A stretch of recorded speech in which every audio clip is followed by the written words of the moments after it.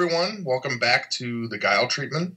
Joining us this week, we have the current world champion, Tim Keefe, who also just took down the Guelph PTC with the fair and balanced Spike 2. Super definitely, fair.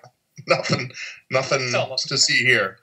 So, Tim, why don't you just start us off, give us a little bit of a sort of history of how you came to UFS and fill us in on that. Yeah, so I've been playing for a while.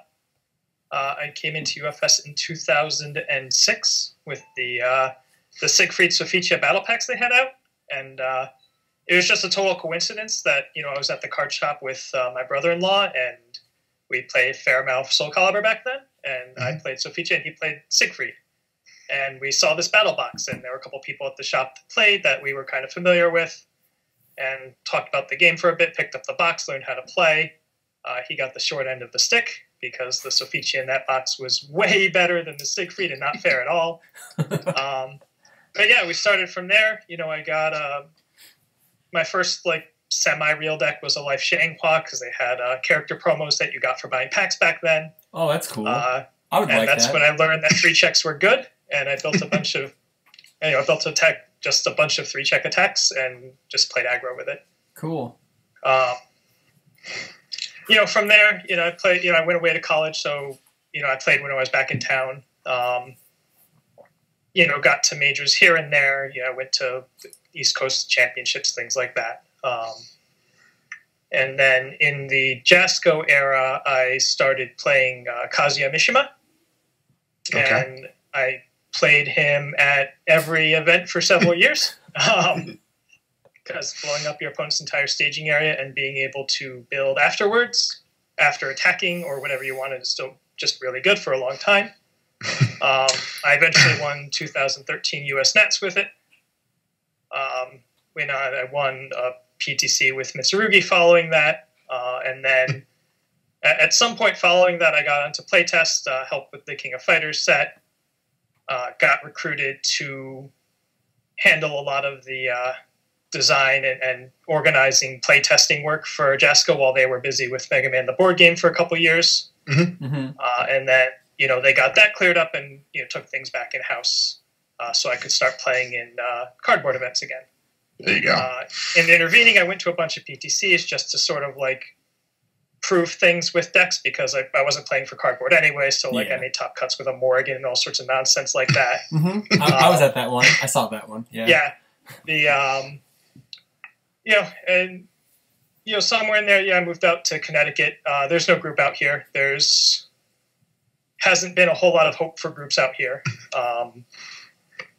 So I've been struggling with that. I have to basically get on an airplane to play UFS.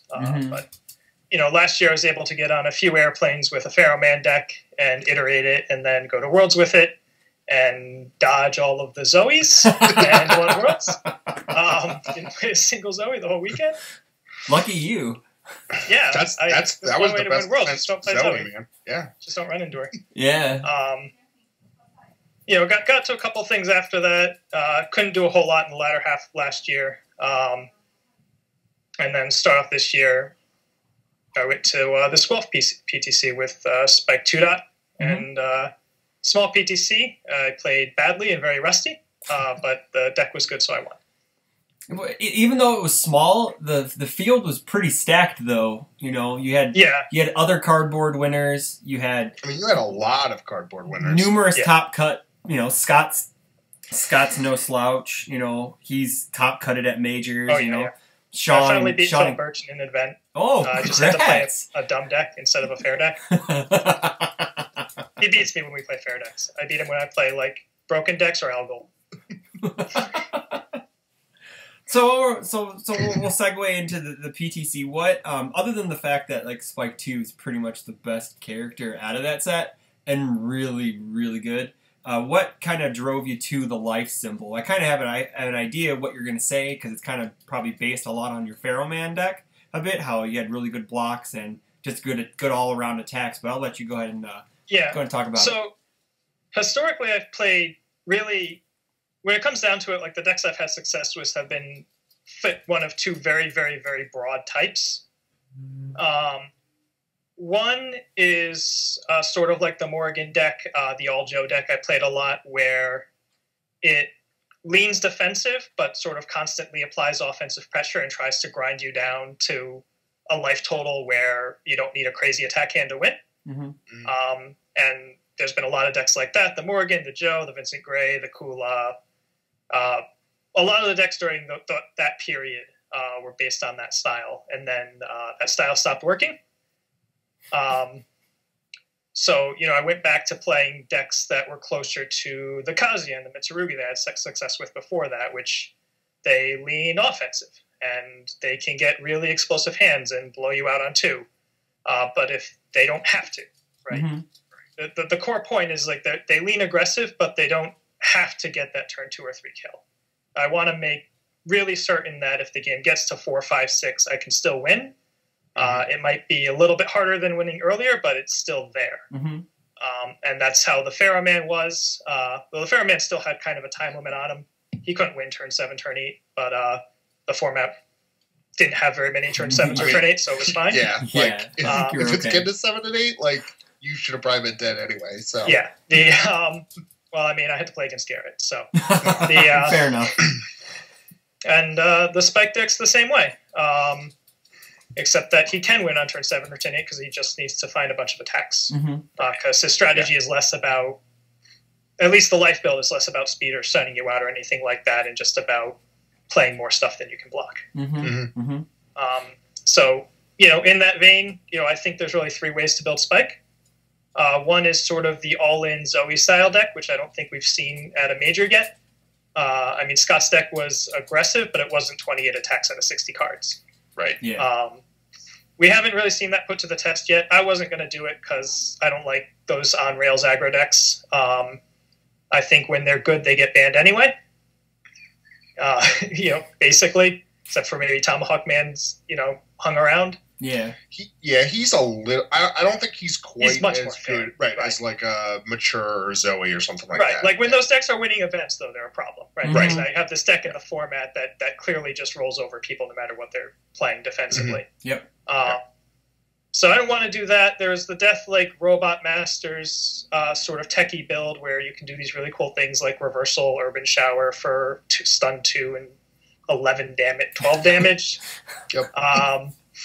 That deck seemed really neat, but it seemed like it was going to take more effort than, I was just going to have to blind build something and bring it to Guelph and not really test it. So I went with the Life build, which is the third option where, you're still Spike, you still have the aggro streak, but you just play everything you can to get through defenses later on. I had 4 Iron Grit, 4 Fueling Up, a couple Reclaiming What's Ours, all down the list. Iron Knuckle, Seals, Blocks, etc. So I went with that. Wasn't so much about the life symbol or my familiarity with it, so much as my familiarity with the game plan and like how that kind of deck plays. Sure. Sure. Rob, you got questions about the deck? Well, I guess, know. not so much the deck, but I mean, you sort of said like 3 ways to play Spike. I mean, would you not even really bother with an air build right now? I know that was what Giggles was playing, and I think his deck, when you look at it, like it was a little bit torn between what it was doing. You sort of talked about wanting to be aggressive, but but still have some tools, and I think that was basically a little too skewed to defense for what Spike does. Like, for instance, like the 3 Templars and like a 6 hand size when like you could just run. Yeah, bang. I was looking at that. I was like, why are you running Templar in this? But it was the build that Giggles had some practice with, right? So I wasn't going to try to talk him into changing it last minute or anything like that. Right. One of the things about the life build, and I was splashing 4 bangs, and Giggles could have been playing bang instead of Templar, right? The defensive pieces that I had were 2-way cards. Bang can play defense and offense. Revoke can play defense and offense. I had attacks with really good blocks, a couple of foundations with really good blocks. There was really no strictly defensive cards in the main deck, just the couple Swordfish in the sideboard. And that's still a foundation for Spike if you want it to be. So Right. Yeah. So in terms of playing him off of air, I looked a couple times in the past few days, just sort of curious about, what about this, what about that? And everything I could find that looked like an incentive to play air just has death on it. Yeah, death is So death is you know, definitely it's sort of one like the it's like, well, maybe like air could do this ominous whistle. Oh, wait, that card has death. Yeah. Oh, maybe. I mean, you do get flawed energy core, but that's not really a Right. great selling point. Can you Yeah, just, there was something that like you was just there was something on air that I was looking at, and it just escapes me right now. Where I realized I was like, you know what? If you were doing the air build, I was like, this is probably what you would want to do. is it And now, like, is it Unknown Motives? Is that the card? Is that the 2/4? Is it flip or commit to pitch a card, an air card from your card pool? It's in the Proto Man tin support. Yeah, I know That what would be you're talking about. something. It had something to do with the fact that, and the thing is, I think it was probably even like dual symbol. I think it was something where it was more like you would build on air, and then you wouldn't even attack on air. You would run something else. I'd have to dig around to like find out what it was, but I think there is sort of a deck to be had, but it's not mono symbol. So yeah. And I think part of the thing is like some of the tools there gives you like you're talking about Unknown Motives. They help you play more attacks, and that's Spike does sort of that. not really Yeah. Spike's problem. Yeah, that's true. Unless you're really That's trying to like ramp up ace maneuvers 36. or whatever, but Yeah. But then I think Death or Life does it better anyways. So why, Well, it's sort of like sort of stroke Garrett's ego. I mean, Death and Life both have Hunt for Spiders and Dragons, so yeah, why not? Yeah, play that card? Air doesn't have Loyal Friend, right? If Air had Loyal Friend, maybe that's a slightly different conversation. But, Yeah. Loyal Friend is on other symbols, Mhm. and that's really, unfortunately, that's really for all the good stuff in Bebop, that's really the only like foundation answer aside from Bang that competes with Spiders and Dragons in any real way. Right? It's like in the same zip code. Like there's other stuff, there's Radical Everywhere, but it's limited, etc. Yeah. Or whatever the 3 diff for the Spike starter is that just is E destroy. Yeah. That's not bad. Yeah. But guess what? That is life and death. Guess what? I see that. Do you normally was your Feral Man over 20 attacks? I don't remember by chance. I also don't remember. I do always play probably a couple attacks more than what other people do. Sure. Part of that goes back to like all those decks that just sort of like to poke a lot. I don't want to have to be overly concerned with bricking. Yeah. Right. So I'd rather, because like you can sort of play around the possibility of checking a 3, right? Like if you check a 3 in your attack string, you can do something about it. You can't necessarily do something about it if you draw 1 attack in a turn. Yeah, when you really need that's attacks. true. So I've always played a couple extra attacks. I like to block with my attacks. So yeah, that's just something I've always done. In this deck, even though it says 25 on paper, that's out of 66 cards. Yeah. So ratio-wise, that's closer to like 22 and a half out of 60. Because you end up blocking with some of them, yeah. That's true. Yeah, but I mean, just like as a just percentage. because it's 66 Oh, instead of 60. Yeah, that's true, yeah. The one Swordfish Gunfire, was that just because you didn't think you would need the momentum a lot, or is that just I just want to know just your thoughts behind your numbers and your attacks by chance. Part of it was to get the low count up a little bit. Part of it was because, obviously the combo with the plasma cannon is really good. But I also wanted to play Urban Shower because I want to reversal multiple Urban Shower, or at least have that option on the table. Yeah. So I kind of did like the in-between thing where I played 2 showers and one of the momentum thing. Okay. Because the thing about Gunfire is it's really only good on that first attack string. And in the life build, only if you have Plasma Cannon. Yeah. In the death build where you're not running Iron Knuckle, you can play that roundhouse kick that Scott had, and then you have more outlets for it. But since sort of my general philosophy is to be okay with not killing them on 2, it wouldn't make sense to go up to 4 of that. And I still have like a really potent turn 2 Wombo combo if I get Dagger Strike and M3C. Yeah. Oh, yeah, I definitely. just pass it. Yeah, that's pretty good. I did that on turn 1 against Birch. He wasn't amused. I can see his face now. Yeah, it kept him from siding into Vega. He's like, well, what if you just 19 me on 1? Yeah, that's also true. Yeah. How do you? Oh, now that you brought up Vega, how do you think Spike 2's matchup against like a Vega? Do you think he has a good shot? Do you think it's a I landslide one way or another? Yeah, I was not as tight on foundations as I thought I was going to be. Okay. Like I had 3 United Against Terrorism and 4 petrol powered. Part of that was thinking I was going to need foundations to pass these long strings. And I know there's the clear 2, but you don't see just like how potent that is until you've played the deck. In terms of how many checks you're just sort of passing without having to commit too much. So I know, like, in that sense, the other thing is like Vega's probably not going to turn to you. Yeah. From 28. Yeah, so definitely. The life build particularly, I don't care if I just have to like sit there and build an extra turn. Yeah. I mean, what is he going to do? And I can block with attacks if I need to. I'll draw more. I'm playing 25 of them. Spike gives me one for free.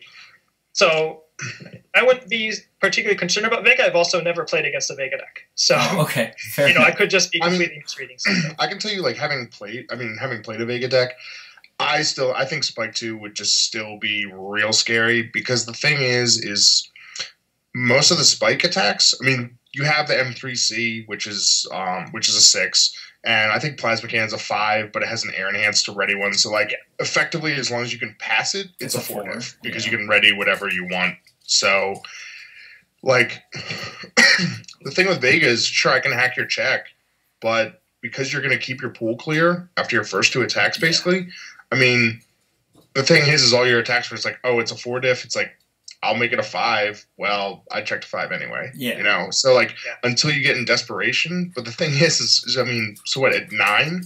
I mean, if you're at 9 against Spike 2, like, you basically need to block everything or you're going to die. Yeah, that's true. So, I just think it's sort of one of those things where it's like, you might be kind of okay, but I just think that his offense is so explosive, and the fact that he runs a fair amount of things that aren't that...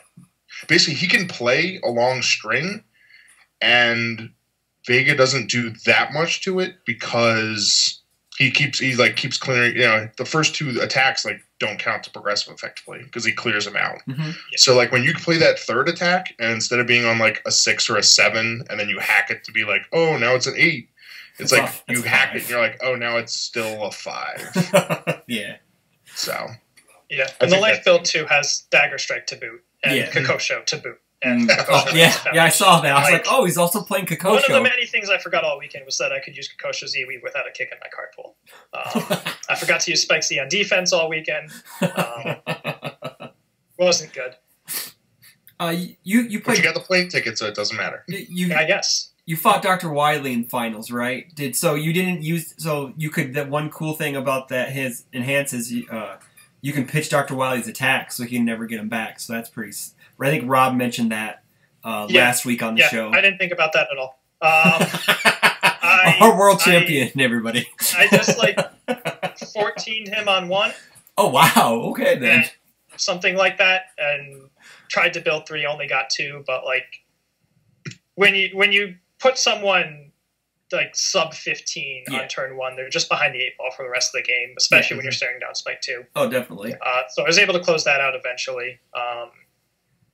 Then game 2 went a little bit longer, but he was able to go in on an attack string, a really long attack string. But I had Bang for Wily, Revoke for the Cowboy Battery Enhance, and then Swordfish for the Cowboy Battery itself. Yuck! The whole game plan was to play a bunch of attacks and then finish with a Cowboy Battery, but then the Cowboy Battery got deleted. And then the next one. That's sick. Yeah. Bang and Revoke is a really strong combination for decks that can swing, because one of those is going to get splashed. Yeah. It's easier to splash Bang because you don't have to worry about being able to form it. But yeah, I in my Spike 1 build, I played Bang and Revoke, and I got my Revoke got twinkled, and I couldn't play my Bang because I couldn't chain it, so I was sad. That seems like the wrong order of those. Yeah, I know, but it was more. He was gonna sweep momentum. I went to revoke it instead of just taking the momentum and then just banging him anyways. But either way, he was gonna cancel one or the other because he hadn't used his. He hadn't used his. It ended up being that he had a revoke in hand anyways, so... Oh, okay. So it didn't matter. It didn't matter anyways, yeah. He didn't kill me that turn anyway, so... I mean, the big thing is that the remove on Bang is cost. Yeah. So that won't mess up your chain. Yeah, he didn't know that revoke stayed in my... He didn't know revoke stayed in my pool. He's like, really? I'm like, yeah, it's after the colon, dude. Mm-hmm. He's like, oh, that sucks. I'm like, oh, actually, so there you go. So revoke helps your ace maneuvers count. Yep, that's a thing. That's another thing life gets. Ooh, I never even thought of that. And revoke for ace maneuvers and hunt for spiders and dragons. That's sick. I didn't realize revoke. I didn't know that one because I forgot that. Triggers you united against terrorism too. If you've got that up. Oh yeah. Oh. I think, or is that might be discard only? I'm sorry. No, it's definitely leave. It's leave card pool. I'm not going to say definitely, but I'm almost positive. Yeah. Because a lot of that stuff. Keep talking. I'll look it up. That's fine. Stuff is. I'm actually excited. That's one of the coolest things I like about Spike 2 is that I think he's really someone that can put that United Against Terrorism where it should be, which is index and, winning things, because that card is really, really good. Yeah. It's after a card pool leaves your card. It's after a card leaves your card pool due to an effect. So okay. Well, that's part of it. But that's still revoked. It's still revoked. Yeah. Yep. I might actually end up bringing United. I didn't get to activate it. I didn't have committed foundations that much. I was like, first world problems. I'm actually playing some of the cards in that deck are just there so that I can commit them if I have a ready effect and nothing to ready with it. That's what Challenge the Gods is doing in that deck. Yeah. Which put in more than zero work, so I was happy. But yeah, I also didn't draw the United as much as I probably should have, with the number in my deck. So it could have been that too. Mm-hmm. But I don't know how likely it is I'm going to be able to activate 2 in a game. So I might go down to make it a 2 of. Mm-hmm. Right. Mm-hmm. Rob, anything else? I know that, are you going to Atlanta or Vegas at all, Tim? Yep, I'm going to both. I already have the time off. Oh, sweet. Wait, are you going to, when he says Vega, are you going to Vegas? I'm sorry, not the Vegas PTC. I'm sorry, Vegas just Worlds. Vegas Worlds, yeah. Okay. Sorry, I meant the PTC next. I'm not getting on another plane in a couple days.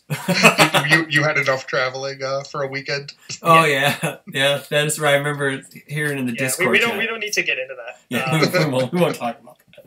Yeah. I guess one question for you. So, as somebody that, you worked on some playtests, you did a little bit of design. I mean, what's your general sense of, I guess, the power level of Bebop, and also, I mean, some of the community reaction? Because I feel like it was crazy at first. They showed Gateway Shuffle and some of that other stuff, which, in the first event, I don't think anyone even played it. But, there was sort of this, real knee-jerk reaction of a lot of the community, especially the older people. I didn't play when Absurd Strength was around. You probably did. But, right, there was sort of this outcry, and then it kind of died down a little bit, and then it sort of seems like the cards that we're talking about now are stuff like Twinkle, Spike, Destruction, Distraction, some of these cards that... when they sort of came out, they didn't have as much of the fanfare as some of these other cards. I mean, even Bang. I know, I'll admit that when I saw Bang, when they were going through the first video of opening the box, I saw it and I was like, I mean, it's pretty good, but it has death, it has water, those already have prepare to fight. How many actions are you going to run? And then you run just 8. Seeing this tournament and then hearing stories from people who were there, I was like, man, I undersold Bang so much. That card is going to be in everything that can just scoop them up. I wasn't quite in on Bang from the moment I saw it, but I was in on Bang from the moment I thought about building Spike 2. Mm-hmm. Mm-hmm. I was like, I'm playing 4 of this. Right. Whatever it is that they have that's annoying to my aggro plan, I'm just going to bang it. Yeah. But in terms of the set as a whole, I'll leave the reaction aside from it. I think the power level of the set, separate from the characters, mm-hmm. just the cards in that set, obviously the average power level is a little higher, right? And there are certain cards you could look at that are better than, similar cards previously, Gateway being one of them. Mm-hmm. But I think on the whole, decks were already running, whatever the best cards in the card pool they could find were. Mm-hmm. And I don't know if Bebop makes the average power level of the cards in your deck, like the pile of cards you have on the table, separate from your character. I don't know if that pile of cards got a great ton better. Like a little bit, because it's a set with more relevant cards in it than Neomax had. But I mean, Flying Yamato Spear and Cowboy Battery are still the best multiples in the format. Devose is still one best reversal in the format. Revoke is still the best enhancement. You get on the list, and like Gateway Shuffle's now the best like damage boosting action in the format, because before that there weren't any that anybody played. Yeah, very true. So they're all mine hasn't exactly taken the role. Yeah, and that's the comparison, right? Like Gateway is a better version of They're All Mine, and they should have printed a better version of They're All Mine. Now maybe it's a little more better than it needs to be, but can't fault them for taking that step. And as a general concept, because nobody played They're All Mine. Yeah. Of course, They're All Mine, and there's a whole history of cards before it that were a little bit worse than They're All Mine. They're All Mine was a little bit better than those cards, and so on.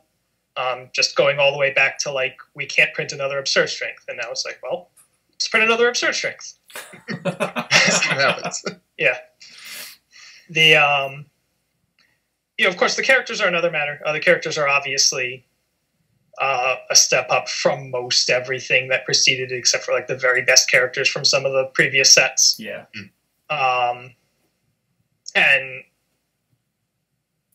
one of the things that's hard to predict when you're just sort of doing this isolated play testing is how that's going to shape out in terms of a meta. I don't think when they were testing Twinkle Murdock, they were thinking about, like, is this going to be the beast that completely invalidates 2/3 of the decks people think about playing? Which is looking like that's what it's going to be.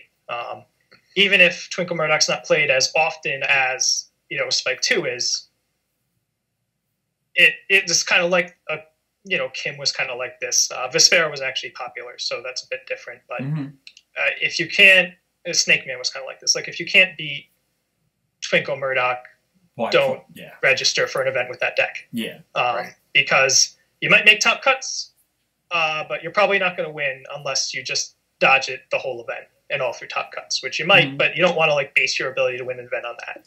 Well, with her in the format, though, that can also lead to more people playing other cards that they wouldn't normally play, like a Leg Chomp or something with like a powerful, or maybe EX will get used more. See, the thing is, I mean, just I don't know about like what you think, Tim.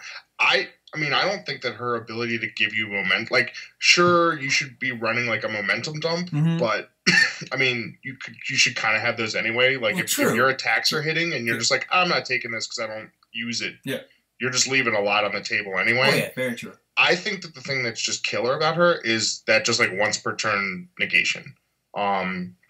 And especially when comboed with Bang, because I mean, Bang can just shut off your character, and like Twinkle can just hit anything else. Yeah. And the fact that she can also be playing like Revoke is just, I mean, we sort of talk about it where people are like, oh, well, it's okay for Twinkle because like I have this one thing, and it's like, okay, do you have two things? Because if you're one thing that's gonna like mess up like Twinkle, she'll just cancel it. Yeah. And, it keeps her from getting killed, and it keeps you from staying alive, Yeah. And the other thing about Twinkle, and Sean's deck was maybe a little more about this than some of the other Twinkle decks that we'll see are going to be, but it'd be one thing if she was all in on resolving Distraction, Destruction, Second Enhance. Right? It'd be one thing if that was the only way she can win. But it's not, and that's not the only thing that she can do, right? She can also use Distraction Destruction just to wipe half your staging area out on your second turn, or on her second turn when you win second, and then you're behind a bazillion foundations for the rest of the game. She can just say, I have this 6 low 6 that tutors out other 6 low 6s and these 4 low 8s and Virus Unchained, and I can give all my attacks +2/+2 or +3/+3 and just punch you with gigantic low attacks. Here you are with your high blocks getting ready to block plasma cannons. You're 7 low 11, and I'm going to negate your best defensive piece, so don't even try it. So it's really like, first of all, you need to be ready to either kill her before she gets the 8-card win off, or somehow have so much disruption to stop that. And then you need to be able to beat her if she just decides to play normally with giant low attacks. Mm-hmm. Yeah. She's pretty. And Spike 2 is aggressive enough, just sort of checks those boxes, can run 4 bang, bang and revoke, right? So he sort of naturally falls into that. So he's fine, but like a lot of the sort of techie decks with Showoken in them that you might build to try to make sure you have a good matchup against Spike 2, but, they're probably going to take turn 4, turn 5 to actually kill someone. Twinkle just steps in and says, no, you can't run that deck. Yeah. Yeah. Yeah, I've been playing a Spike 1 life build I did this week, and I'm kind of just testing it out right now, and I actually like him a lot. I think he's really, really solid. He's not as dumb as Spike 2, but I think he's in that second or like maybe lower tier of that top tier characters in the set to like, he's in that upper third range, I would say, just because, being able to free damage negation, damage reduction and damage pump and speed pump and all that stuff, and being just an absolute, like Twinkle only has 2 more health than Spike 1, and I draw an extra card. So, and that's something that's just like, we saw Phil win with Jiffany, which is giant stats and dumb attacks. So, you could just do the same thing with Spike too, but his own attacks out of the starter, and then, you couple them with like an urban shower or whatever, because, throwing a giant reversal that they can't block on their turn, 6 low, 7 gain 2 vitality. Yeah. Okay. Sounds pretty good, right? I think that sort of touches on a little bit is one of the ways I feel like you almost need to beat Twinkle is, or at least one of the things is like having attacks that just have good raw numbers is definitely a good start. When you start needing to rely on like a combo or a certain enhance or anything like that, like that's when you're going to start running into trouble, because unless you have something else that just demands that she save her negation for that, like that multiple or that powerful or that combo, whatever that is, like you just can't count on that ever happening. Yes, good luck being all in on cats against Twinkle Murdock. Have fun trying it. Yep. Maybe you'll draw 2 cats. Maybe. Yeah, I switched. I was water first with the Spike 1, and then I got blown out by Twinkle because I was just like, well, can't gateway shuffle her at all. Can't cats her, and then, anything else I tried, he just shut me down. And then if I had a staging area, if he went first, so sometimes he would get like 2 unmet demands, and then attack with distraction, Teddy Bomber 1, and then sweep the other 2, or sweep the other 2, Teddy Bomber the last one, or unmet demands, meaning it's just I would have no staging area going into turn 2. Yeah. So he's playing that cheeky evil build where it's just focused on foundation destruction. Period. Yeah. So it's not like Sean's build where it's just pure just stat kill you. Maybe hit the 8 win, the instant win. But yeah, I had a guy almost quit last night because he got his whole staging area swept on turn 2, and then turn 3 he lost to the instant win card. So it was just bad. Yeah, he got up, packed the stuff, walked out. Yeah, Sean pretty much did that to me with one of the games. We played 2 matches. He easily could have won both of them. He had some, unfortunate sequences of checking cards and milling things for Let's parties that like kept him off of the tutor targets he needed. Oh, sure. But I was in imminent danger of losing both of those matches. Yeah. I know a lot of people I know they said that when she first came out, people weren't that big on her, and then she's just had this rise of, is she the second? She's obviously not better. No, Spike 2 is probably the best character in the set. She's not far behind him, just on the off chance of what she can do. I think Spike 2 is like the most, raw power character in the set. Twinkle Murdock's the biggest boogeyman, right? There's a very wide range of deck, at least until we see like the crazy Zoe style Spike 2. If that's good enough, then that's what it is. But right, if we're talking about like the life build or sort of the mid-rangey death build, there's no shortage of decks that you could build that are going to compete with those. Yeah. Right. And they might not have they might not have 80% on him. They might not even have 60% on them, but you can build all sorts of things that are going to have at least 40%. Mm-hmm. Yeah. Where I can win this matchup, and then I just need to be good against everything else. Yeah.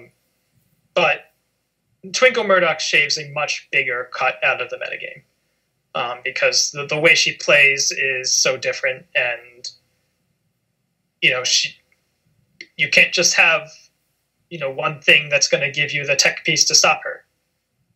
It's not going to work. You need multiple things or a lot of punching in the face. Yeah. Very true. Very true. Back to I would assume most decks, if they can now, will be packing Bang and Revoke going forward, because that combo there alone could save you a game against her. If you can play both cards, I guess, right? Yeah. It's pretty hard to do, right? I feel like the list of decks that can do that is pretty limited. I think Revoke needs to be on your main symbol. Mm-hmm. And then you have to have one of Bang's symbols. And then you probably want most, if not all, of your attack lineup to have that Bang symbol. Yeah. Mm-hmm.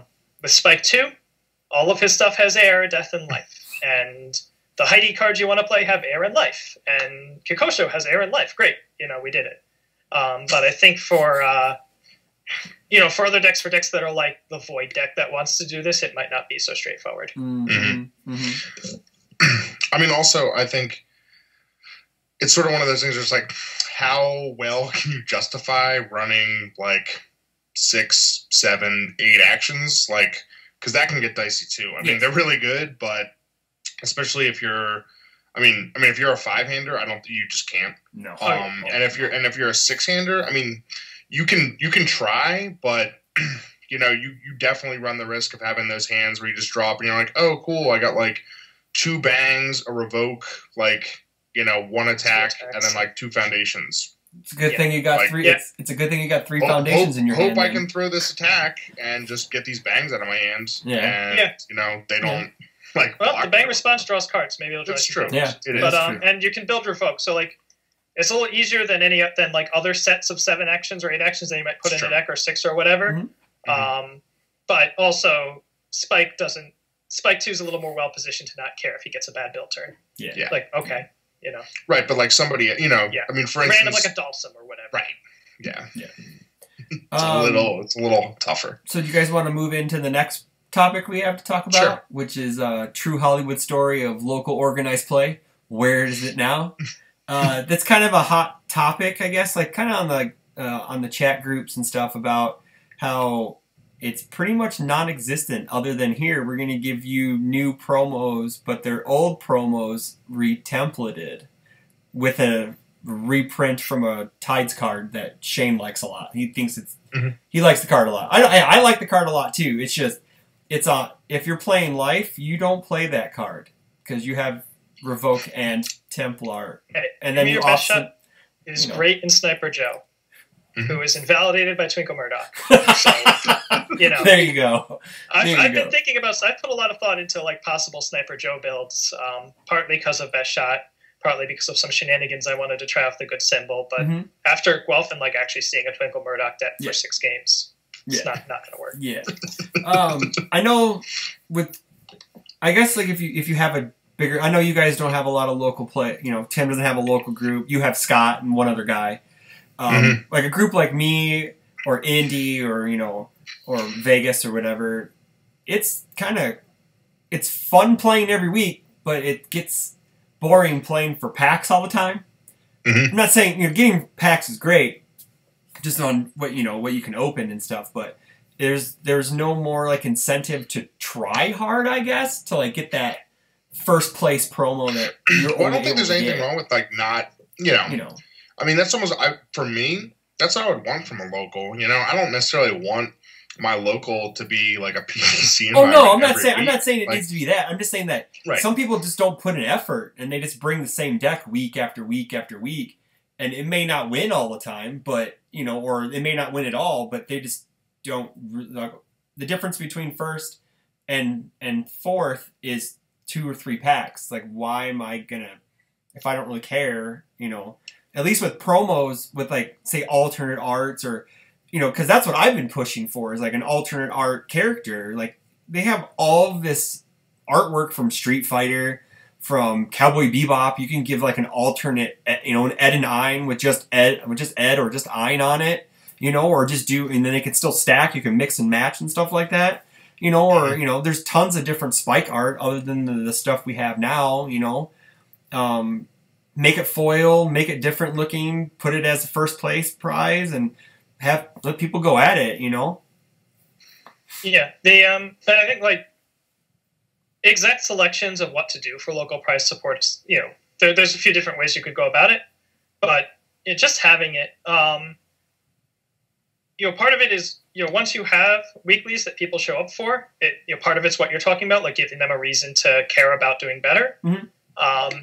And that's more than just like people feel good about the group thing. That's good for business, right? Yeah. Because if you're a CCG, you're going to have your whales, but like your backbone is the local player that gets like 1 or 2 boxes when a set comes out, and then like trades and stuff and builds a deck on the character they like, and mm-hmm.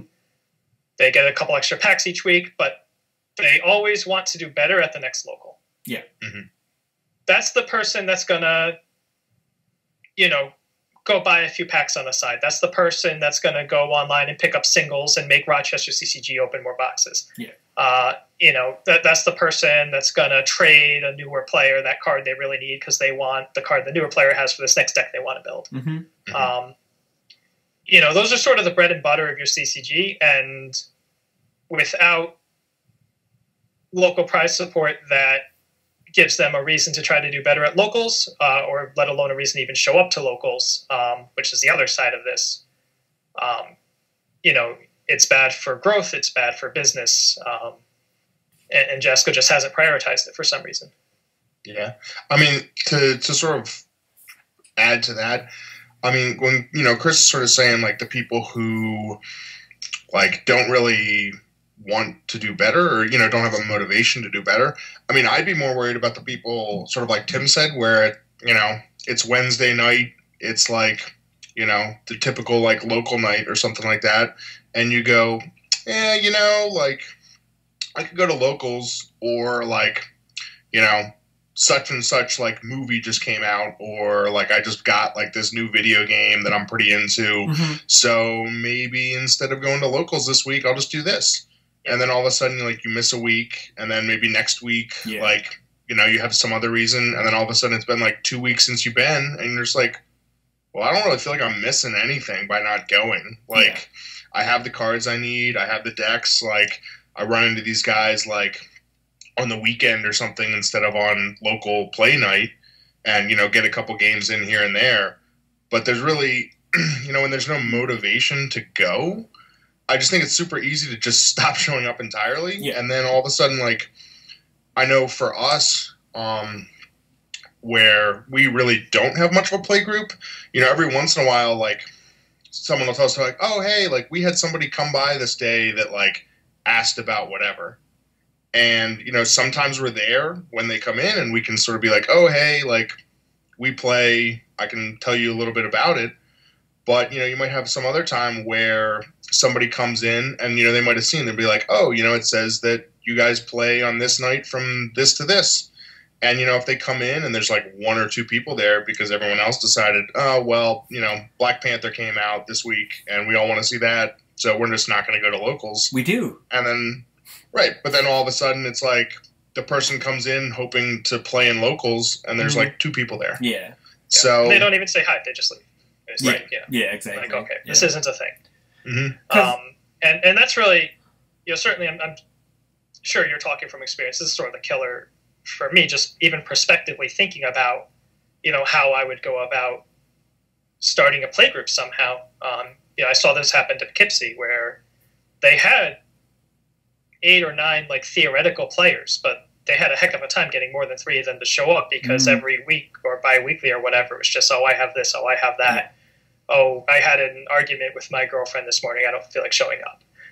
Just any whatever reason, and they don't show up. And, mm-hmm. And there's nothing, there's no like, oh, but if you show up this week, you could get Fey 2 Dot. Yeah. Or, oh, if you show up this week, you can get that alt-art of your favorite character or whatever. Yeah, exactly. And, for me, thinking about, like, even if, I get a store owner to buy into this idea of letting me run a demo day, knowing that, I'm not the greatest, like, hustling salesperson at all. I'm not either. I'm not good at this. Oh man, once you get through your first 5-10 minutes of demoing, it's just all downhill, man. It's super easy. It's not hard at all. Yeah. The game will start selling itself. But but it's like, even then, like, even if all that stuff goes right, even if I get like 4 or 5 people, realistically, not going to expect to get 20 people to sign on to showing up at weekly set. But maybe you do a demo and you get like a group of 3 or 4 friends. Mm-hmm. And then you say, like, okay, let's have bi-weekly, so let's have weeklies. If 1 or 2 people a week decide not to show up, you're done. Yeah. Yeah. Right. You're not going to have a group. And it's just like getting from 0 to 6 is really, really hard when there's no reason to stop people from just doing something else that day. When I was starting the group down here in Rockford, it was me and 1 other guy, and then it went to another guy, and then he taught 3 of his friends. So I think it's all about, if once you hit that right person, and then they start telling their friends, and then it's like they come in. So there is hope, even if you just like have 1 or 2 people show up. It's still worth to show up and play. And because you never know, you may get a random person walk in, and then that goes back to having local organized play stuff. You can be like, well, here, normally we give these out for weekly prizes, but since we're just starting here, take some, give them, a couple alt arts or whatever, and I know that when I do demos here in town, I give away a free booster pack if you demo, so they get some type of cards in their hands, which is always which is hard if you don't want to give out your own product. But I sell things. I sell through my store, so I can do whatever I want here in Rockford. But see, the thing is what you're basically talking about. Yeah. I mean, something like that. I mean, you almost in that regard like act as the store owner. Yeah. Like, I know that you're not, Yeah. but like you effectively like manage the UFS product for the store. Yeah. And something that I found, especially with these smaller games, like I saw it a lot like locally when UFS first came out, and like when Versus was new, is the reason that the store that I played at, like back in high school, the reason that those games did well is because the owners of the store played them. Yeah. And so when somebody came in, they might be like, oh, so-and-so, like, I know that you casually play Magic, and, this was like a comic/game store, so it was like, oh, I know that you, like, pick up some Magic boosters here and there, and, like, also read, like, detective comics. Well, there's this new game that just came out that you can, like, play as Batman. Like, if you're interested, I can show you like a deck or something like that. Mm-hmm.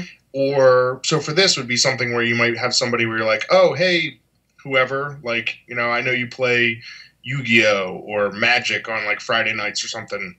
And like, but I also know as sort of like a regular that, maybe you're into Street Fighter or Mega Man or something like that. Like, I have this new, this new game that we got in that has like these characters. So you sort of like need that person who's like at the store that has like a little bit of familiarity to just, and they want to, like, that's the thing is like they have to be into the game themselves just to sort of like have that knowledge. Yeah. And the thing is like, especially for like a store owner, I mean, I think part of being into it is like, it has to make you money. It has to like move a little bit and stuff like that, stuff like the organized play. I mean, that just helps because it gets people in the store. Yeah. And like, that's, that's the thing is like, if you're devoting time, basically it's like, if I own a store and I'm like, okay, on this night I have this, so you're devoting like table space, like advertising and all this stuff. So you really need players coming out to justify like sort of reserving this stuff. Mm-hmm. And I just think that like the support, like local support, makes that like a little bit easier I mean, I know, for instance, like I know a couple people who have done like these like Dragon Ball Super events. I mean, the promo stuff for that is insane. Yeah. I mean, I hear these stuff where they're like, yeah, like at the store I'm at in Maryland, they had something where like, yeah, we just had locals, and there were like 3 people who came up from Virginia because they, they just basically came and crashed because they were like, I just want that promo pack. And I'm not saying it needs to be that good because. Yeah. That's the thing is they just want it because they're going to turn around and sell the card if they open it for like $60. Yeah. And like, you don't want that, I don't think. But like, that's the sort of thing where, I mean, you're going to be moving product and you're going to be having people showing up to events. Mm-hmm. If that's the kind of thing that they can get for showing up. So, I mean, that sort of gets into a little bit of like a toxic culture where you just have people that are playing like because they want to try to make money on it. Yeah. But just, I don't know. I mean, yeah, just sort of printing some cards, like doing some little like, I know people have talked about the old like King of Fighter packs that were like 2 or 3 cards, and you could only get them from these like promotional sets. Yep. Even just something like that, like you just crack it open and you get something cool, and you can put it in a deck, or you can trade it for the thing that other person opened that you can put in your deck, and it sort of just gives you a reason to kind of show up. Mm-hmm. I know that around here we've been trying to spice things up locally with like different formats. I know Rob's a big fan of the Robot Masters tournaments. Big fan. I'm always going to bring that up. We did an Indines one where all we did was play as Indines characters.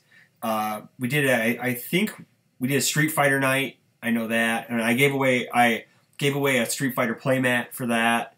I guess once you get a group going, and if there's nothing coming from the company itself, from Jasco, other than the reprint promos, those are supposed to be, and like the Wonderland ones, those are supposed to be our local organized play. Did you get those, Chris? What? The Blood Omen like reprint stuff, like those actually are out and about, yes. Right? Yeah, okay. Yeah, they're out and about. I feel like it's not super well advertised. Like, because that's the thing is, even there is technically some local OP, but I don't feel like it's advertised. It's not. Well, they did a Facebook post, and that was pretty much it. And then it's kind of like on the store owner / TO organizer to kind of take the next step. The cards off drive-through or something. Yeah, well, it's free. It's like I just sent Shane an email. It's like, hey, can you send these with my next order? He's like, sure. It'll come separately, but because right. But if you're like a random store owner, I mean, are they like sending out emails or something? I mean, is this somehow? They do cold calls a lot of the times with the stores where they send them, either call them and they're like, hey, we're such and such game, blah blah blah. They'll send them a few boosters, or they'll send them some promos or whatever, see if it will generate any interest at the store level. So maybe after the next logical step would be sending them those local OP, the current the Blood Omen promos, maybe. Right. That might be the next logical step, or I don't know if they just give out a free booster box to a store just to try out and see if someone buys it. Yeah, I don't know. I have no idea. But I know that as an event organ runner, I guess every week here in town, it's you got to try different things. I've ordered playmats from Jasco and gave those away as local prize support. Because my guys love playmats. I have a billion of them. I don't need more, but I love to buy them. But yeah. At the same time, right? Like, let's get a clone of Chris Smith in every city in America is not a business strategy. Yeah. Also true. That was always our joke, is like, if we could just have a Shane Duckworth at like every, UFS store, because that guy, like, his excitement is almost just infectious, he just played, and people are like, yeah, I'll play that. Like, this guy seems like real into it. Yeah. But I think that's part of the demo. I think that's part of the strategy. We can't all have, the love in our hearts that Shane does, and sort of exert this influence over other people. Yeah. So, and like, as I understand, like, a lot of what's been successful in Vegas is sort of converting Yu-Gi-Oh players, and like players from like, there are no Yu-Gi-Oh players in the Northeast. Yeah. I'm sure there are some. I don't know where they are. I don't see them. It's all, it's all Magic, and getting Magic players to play as CCG instead of Magic is very tough. that's not going to happen. Like, I know, like, I played Magic when I started UFS, but it was just because, like, I'm winning these Magic packs every week. I can get UFS instead. And that only worked because the store was already carrying UFS for people who did just play UFS by itself. Mm-hmm. You know, and it wouldn't have happened without that original core of UFS players. Mm-hmm. And I don't know, you know, so, but the thing about, like, getting players from other card games is they're already used to showing up at the store every week. Mm-hmm. So if that's already their habit, then even if you have to be creative with the prize support or whatever, you can still get them to show up. Yep. But when you're working with people who, you know, maybe they've played some card games, but not really, were never really committed to it, never really, like, went to weeklies or haven't done it in a while, those are the people where, like, you need some sort of actual incentive to get them to show up, whether it be, you know, ideally official prize support from the company that's actively trying to promote local organized play as opposed to not at all. Yep. Mm-hmm. Or, you know, and sometimes you can make it work where, like, there's just a group of friends and they sort of peer pressure each other to make sure they all show up. Things like that happen. Mm-hmm.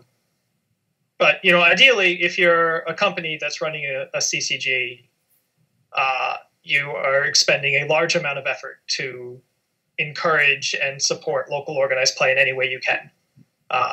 And Jasco's doing basically the opposite, or at least has been since, I mean, so what? We had the Grim promos early 20. Yeah, that was basically like January, February, March. So basically, like, about up to almost a year. It's almost been a year. So it's been a year since there's been any prize support, and before the Grim ones, I guess a little while before that, there was, like, the Satoshi and the Kaden and that batch of promos. Mm-hmm.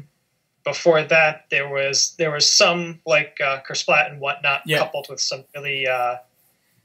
But, like, the prize you were supposed to be playing for to, like, encourage you to do better was, like, these alternate arts that they visibly skimped on. Yeah. You know, it was like a colored version. Then it went to, like, black and white line art or whatever like that. They did a lot of different things that all amounted to not commissioning an actual artist to try to do a better piece of work. Oh, is that the Valiant Assault? The Valiant Wrist Slap? No. One of them.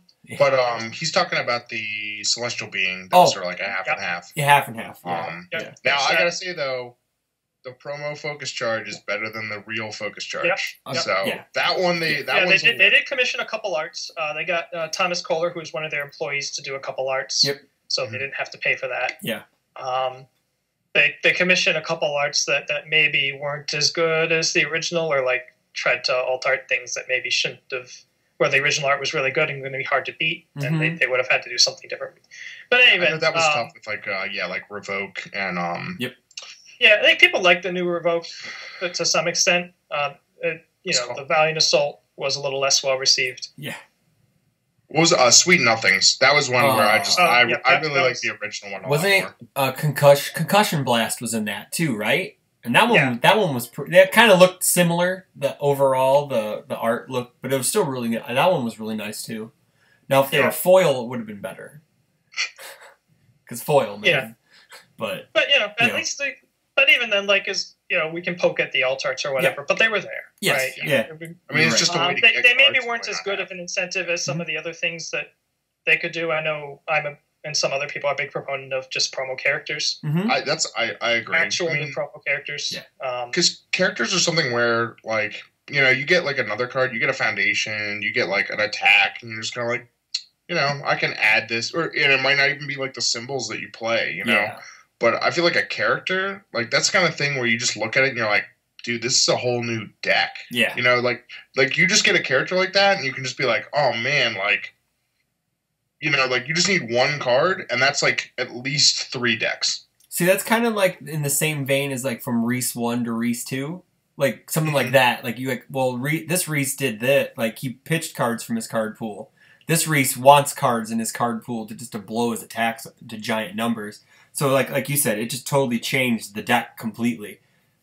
Yeah. And then I know that Thomas Gordon was saying in the Discord chat that they'd give away, like, packs of these things. Like, you'd get, like, you want to explain about that to people who might not know? So back when I started, the prize support for events, and they shifted this to some non-characters over time. But initially, there's basically this huge promo set that was like 20 or something different promo characters. Now, this was the Sabretooth design era, so some of them were terrible. But some of them were really good. And they did this like for a few times, like a few different properties in a row, where so you would go to your weekly, and they have this big box of characters basically, and you play through your rounds, and then they'd pull 1 or 2 characters per player, depending on like how big the group was or whatever, how many they had in stock. They just grab that many promos, maybe a couple extra, just to offer some choice. Just randomly out of the box, basically randomly selected characters out of this group of 20. And different groups might have like made it less random or whatever. Yeah. Lay them out on the table, snake draft in the order of your finish, or just complete round robin draft in the order of your finish. So if you finish better, you're more likely to be able to get that character that you really want. So there's some incentive to do that. But if you're at the bottom of the pile, you're still getting 2 characters. Yeah. That you probably don't have yet, because there's a whole bunch of different ones. And if you don't like the ones that you get, do better next week. Yeah. Or you trade, right? Yeah. And characters are a great incentive, because up and down, no matter how casual or competitive you are, pretty much everyone wants to have every character. Yeah. Nobody likes that feeling of not being able to even begin to play a deck because they don't even have the character. Yep. It's like unlock gates in video games. Nobody, you can't stand just not having something unlocked. You go unlock that thing. Yeah. Right. Yeah. And so it's really strong incentive. It's not like foundations. You need to somehow gather up a set of 4 of them or 3 of them if it's unique or whatever. Same with attacks. So it doesn't feel as good as like, okay, I got the second copy. I need 2 more. Yeah. I know, like when they had Spider Suplex as support, that was I think even before we knew that it was going to be in the future set, and that was the kind of thing where you're like, well, I got 1. It's like, I guess hopefully we can get 1 next week and the week after. But yeah, like something like a character, it's just like you get 1 and you're good. Tim, being on design, is it easier to design a character than it is like an attack or a foundation?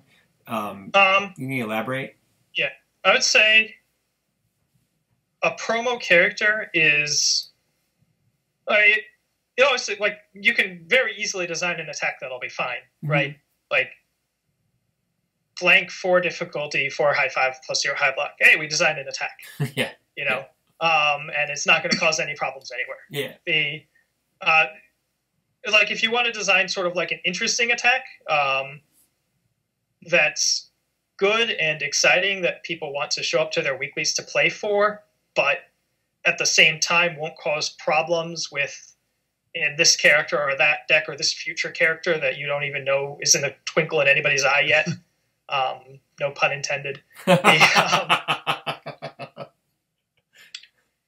That can be tricky. I do think, at least for me, like, if I were approaching this, I would expect churning out 20 interesting characters that some of them you won't need to test at all, right? Yeah. Like Reese, like you make another Reese 2 dot.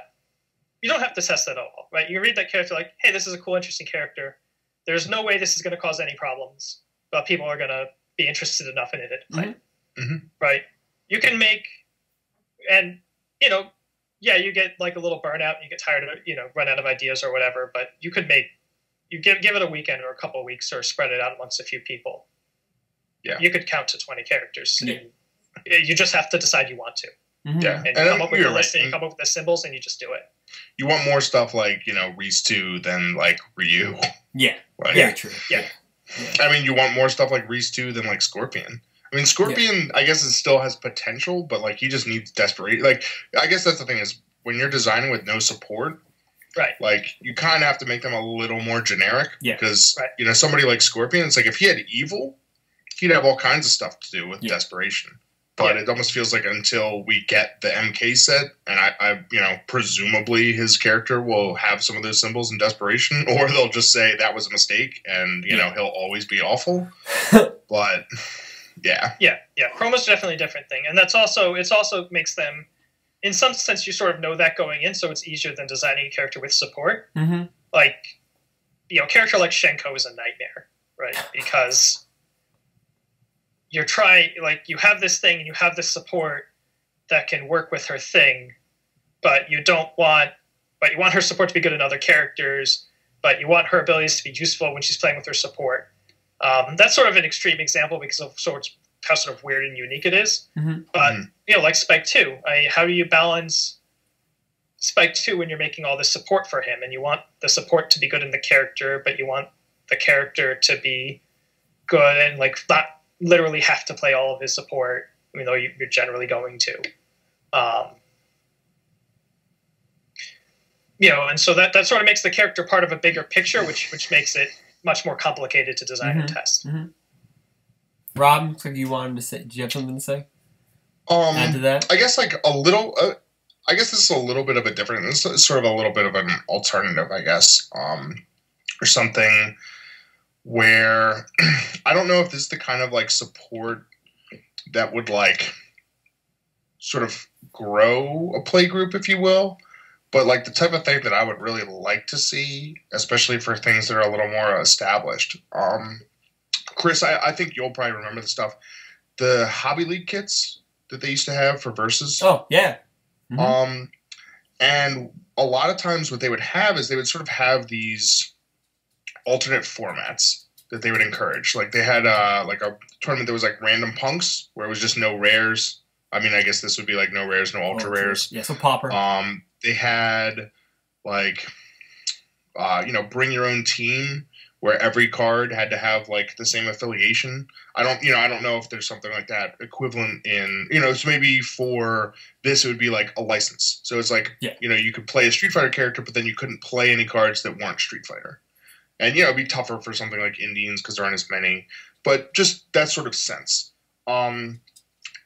I could see. I think what you could do instead, maybe you just go okay, like you've sort of done with the Robot Masters or World Warrior or something like that, where the idea is play a character of this license this week or these 3 weeks, and then usually there's a playmat or two, and then just some promos that are kind of related to that thing. Yeah, and the thing that I really like about that kind of thing is that there will be some players that are just oh, cool, I can just play the deck that I always play or slightly tweak it.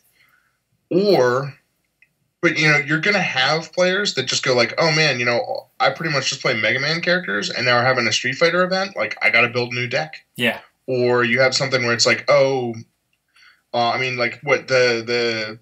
the tournaments they used to have for symbols or something, where I guess I think the idea was oh, we have to play an evil deck this week, just something like that, something that forces. I guess forces is a little strong, but the idea is it should encourage players to step outside their comfort zone and maybe build a deck that they wouldn't necessarily build anyway. I think that just kind of is I know for me, those are always the things that are the most fun because. When you sort of apply some of these slightly more artificial restrictions on deck building, that's when you start making some pretty cool stuff. When you start to sort of uncover things that you would just completely overlook because maybe in another in a wide open standard format, they're just not even viable. Yeah. I know. I mean, I think that's why you had the Indians event, is because you had some player that was just I love Schecter. Yeah. And I can't play Schecter in standard. Oh, he did because Or, I mean, right, but but he wanted these. Tired of getting run over by Napalm Man. Right? Yeah, exactly. Yeah. And that event was awesome. I think stuff like that is just really good, and especially for players like that are just man, I have this favorite thing, and I just can't hack it in the general formats. And I guess there's a little bit of that at Turbo, but Turbo just isn't a format that people seem to enjoy. It would be nice to see some of these other, other sort of limited formats that aren't necessarily even designed for a tournament, for tournament play. You would never have a PTC that's just play Bebop characters or play Street Fighter characters. Old you just wouldn't do tricks, stuff like that. But you could totally do that for a month in locals. Do you remember they did a Red Horizon campaign the whole thing leading up to Blood Omen, where you had the points and. Well, it wouldn't have been Blood Omen. No, it was leading up to Blood Omen. It was ostensibly leading up to Blood Omen, and then Blood Omen was released. Yeah, I mean, it was before. And then like you got you basically paid for a box of boosters over the X amount of weeks. The way we did it was we banked towards a box of boosters of Red Horizon, and then you got playmats at the end, depending on whoever your character was. And if you shared a character depending on how you finished. So there was 2 people who wanted the Lily mat because that was Blazing Storm, and one guy finished 1 point higher because he showed up one more time, and the guy who didn't get it was really pissed. So he challenged him for a fight. They fought. They played UFS for the mat, and the guy who didn't win it initially ended up winning because he beat him, and he's like, I got the mat. So, I think that's something that I would like to see personally are those, like, it's kind of like a league kit, but it's called like a campaign kit, where you could do that with Street Fighter, where you have over 100 characters easily. Well, we're going to give you these promo characters. You get to play this set out with it, and then whatever happens at the end, you get this grand prize, or the characters that win the most over the nation get put into the next set or whatever. The thing too is like that really helps for like the people, because I mean, if you're only organized plays like PTCs, yeah. I mean, I know that for me, I mean, even not having like a ton of locals, but it's like that just sucks because it's like the only decks that I should even bother playing are things where I'm like, I think I can top a PTC with this. Yeah. And so like I can build a deck and be like, man, this is fun, but there's no way I can take this to like a 30-person event and expect to be in top 8. So the deck just sort of comes apart. You know, like there's not much reason for me to invest more time in like tuning or tweaking it. And the thing is like bigger groups, you know, I mean, I don't know how many players Omaha has. I mean, I would assume it's at least like 25, 30, like something in that range. Yeah. But there's no way all those people travel. No. You know, like you might see most of them at like an Omaha PTC, but really I think generally, you know, you're looking at like 8 to 10 that kind of like go around and go to like PTCs and stuff.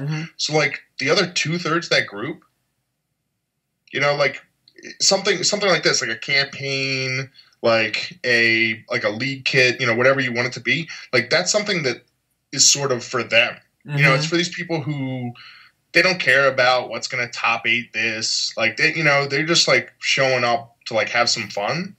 And like if you have some sort of event or like ongoing thing, like that can sort of keep them engaged, because like again, you know, they're not like, you know, these players or whatever, like, you know, they might play in like the Omaha PTC, like they're not going to Atlanta, you know, they're not necessarily going to like even Indy or like Rockford, because they're just like, I'm not going to get in the car and drive like 6, 7, 8 hours. Like it's just not worth, you know, they don't care that much. Yeah. And that's fine. Like that's the whole point. It's like Tim said, like those are the players that you need. Those are the players you want. Like that's what you want most of your consumers to be. Like if like your player base is the people that are like, I'm going to Worlds, I'm trying to get on cardboard, then you don't have that many players. No, you don't. You know? Yeah. So you want as many of those players that are just like showing up every week and buying a couple packs, like you want them. And it would just be nice to sort of have a little more focus on rewarding those players. Yeah. Through whatever means it is. So. Yeah. Even just the simple, like, you know, it may not be a perfect system, but whatever, even just like the act of the company showing that they care about players that don't want to get on airplanes. You know, there you go. Yeah. If like just because you don't want to, or you don't have the means to buy plane tickets and hotel rooms, and you don't want to do 10-hour road trips, it shouldn't make you like a completely irrelevant, expendable player in Jasco's eyes. And right now, Jasco behaves as if they are, and that's ridiculous. And you know, if you're a store owner that's investigating whether you should look into this game, and you call Jasco on the, you know, Jasco's salesperson's talking to you, say like, well, what do they do for local prize support? The answer is nothing. You're on your own. Be creative. You're a good salesperson. Figure it out. Yeah, that's exactly what they would say. That's not like, oh, I'll sign up for your premiere program. No. Right? Yeah. I'll just go push Star Wars Destiny or something, you know? Yeah. Which they have cool promos. Star Wars Destiny. They got some really neat alternate art cards. So, but that's not what we're here for. But yeah. Yeah. I mean, I know for like our store is almost like a Bushiroad store. You know, there's a lot of like Buddy Fight, and like they had Luck and Logic briefly. Like, you know, some of these Japanese card games that it feels like they exist for like 6 months and then pass on to the next thing. But they always have like, you know, there's something where it's like, oh man, like the new promos are in. Yeah. I'm just like, man, it'd be cool if there were some UFS promos that were in too. Yeah. But it just seems like it's like, I mean, and I guess in that regard, like that's the thing is like if you have promos that you're sending in, like that's free advertising. Yeah. Like, you know, when a new set comes in or whatever, and like the store, like on their Facebook page, they're like, look what just came in today. Like that that can help for somebody that doesn't know UFS exists. You know, they might be like, what? Like Cowboy Bebop? Like what game is that? Like I've never heard of that. And then, you know, so just if you have more things that are coming in, like if people are talking about it, if people are seeing it, like you have the potential to get more people interested. Yeah, exactly. So, yep. Yeah. Yeah. And, you know, obviously, like to some extent, we're sort of ranting like we don't have direct control over this, but you know, it just like they have a lot on their plate, and some of it's self-imposed. But you know, whatever they want to say, like, oh, we're too busy. It doesn't have to take Jesco any meaningful amount of time or research. Like if you just want us, the absolute lowest investment thing is maybe foils, or which, you know, takes time from I think Mike does their art, if I have the name right. The JT, I think. JT, that's right. I got people mixed up.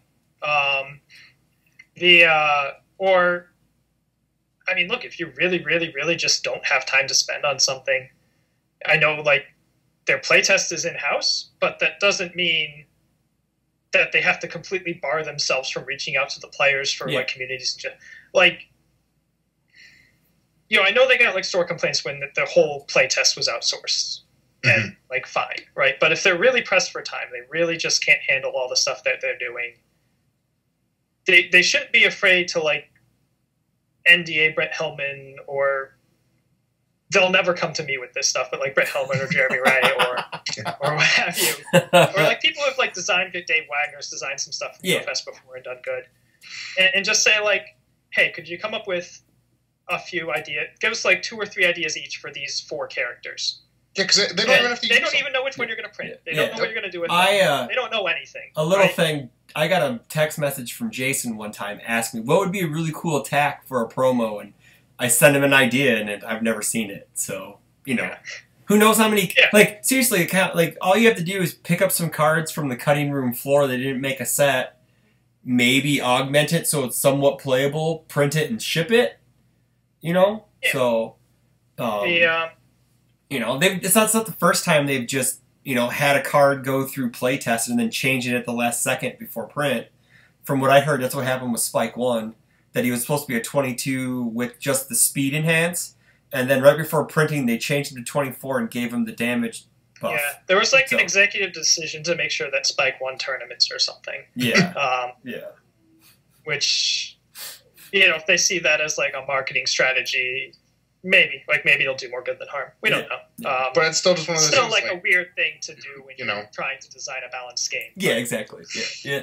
But again, like, how many people, like, again, you know, we're talking about players, it's like, there's plenty of players where it's like they like Spike and they're winning games, but like they don't care if he's winning tournaments. I mean, maybe if they're playing him. Yeah. Like, I mean, I guess, you know, sure, it's good for like popular characters to be good. Yes. But, you know, it's also good for those characters that like 2 or 3 people like to be good. So. Guts, man. He's good. Thanks, Tim. Yeah, that's a fun one. That was like one of the only 5-handers I got to put out. Because like I didn't want to do one in Darkstalkers because the 18-card support. Yeah. And because then like that's always sort of weird because you end up like making a bunch of draw effects or whatever. Right. So that's sort of why there weren't that many 5 hand sizers during Sean got Dr. Cossack into the Mega Man set. Yeah. But yeah, I mean, he was cool too, but yeah, not as cool as Guts Man. Yeah. Anyways, just to say, like, they can. I feel like, and this is perhaps getting a little, overly cynical or critical or whatever, but I feel like Jasco is a little too willing to just decide that, oh, we don't have time for this. Mm-hmm. When you can probably make it work if you put your head to it. Mm-hmm. And that's definitely true for this local prize support stuff. That's probably true for things like getting a monthly state of the game out, right? You could figure out a way to get that done, probably. Mm-hmm. And it might not, it won't always be on time. It could be a little late, but people will see like you putting the effort into communicating, and if they want to like get mad that people are overly critical of them on Facebook and like people like me come on this show and complain about stuff, like monthly state of the game, just these written things that are like, hey, here's what we're doing. Hey, I know you guys were worried about stuff like Gateway Shuffle, but we feel it's going to be okay because of XYZ. Yeah. And, like, they don't say anything about this stuff aside from in like random Facebook messages to people. Yeah. I wanted to get Shane on the show before Bebop came out to talk about power level, and he agreed, and then he declined after he said Jason was going to make a state of the game video. So that was episode 1? Like 3 weeks ago. Well, it wasn't even that. It was longer than that, I think. But maybe still, the thing with that is they were trying to make it a video. Yeah. Like, if it doesn't have, if it's just something that like, Right. while you're waiting on somebody like to call a back, you text just write a document. paragraph. Yeah, exactly. And, Yep. you still get a Facebook post out of it. You link it to your website. You have a functioning website. Yep. Mm-hmm. And people could go see the history of articles about previous. Hey, I wonder what was going on in this game 3 months ago. You just go look and see what was going on. Mm-hmm. All right. Well, we're about an hour and 20 in, so I think we'll about wrap up. So, any closing thoughts about? I think we've beaten the OP horse a little bit. So yes. But I want to thank you, Tim, for coming on tonight. I appreciate taking some time out of your evening. And Rob, as always, now you can go see Black Panther. There's still time, so there's still time. But thanks again, everyone, and have a good night. Yep. Thanks for having me. Yeah. Thank you. Good night. All right.